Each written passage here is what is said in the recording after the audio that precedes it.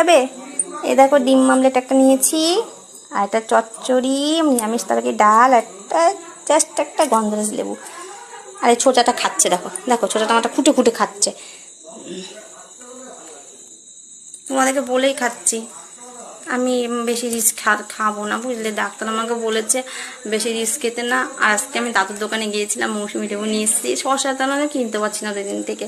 আর সত্যি কথা বলতে কি বলো তো, আমার হাতে না একটা পয়সা নেই জানো, মানে খুব পয়সা বাবা, মাসের শেষ তো পয়সা পাইনি। আর আমি নিজের এখন জামা কাপড় কিনতেও পারিনি, আমি শুধু মাম্মামকে ওটা কিনে দিয়েছি। আমি ভাবছি কিনবো না, ঠাকুরই তো দেখতে যায় না, কিনে কী করবো, তো জাস্ট একটা কুর্তি কিনবো, মানে কাজে পড়ে যাওয়ার মতন, আর মার সাথে সময়টা কাটাই, তাই জন্য আমি কিনবো না ভাবছি। আর লিপস্টিকটা মুছতে ভুলে গেছি না, খাবো না লিপস্টিকটা মুছবো বলো তো, খেতে খেতে লিপস্টিক মুছে যাবে। দেখি এরকম হয়েছে। খুব সুন্দর হয়েছে মাম্মা, মামার মা রান্না করেছে খুব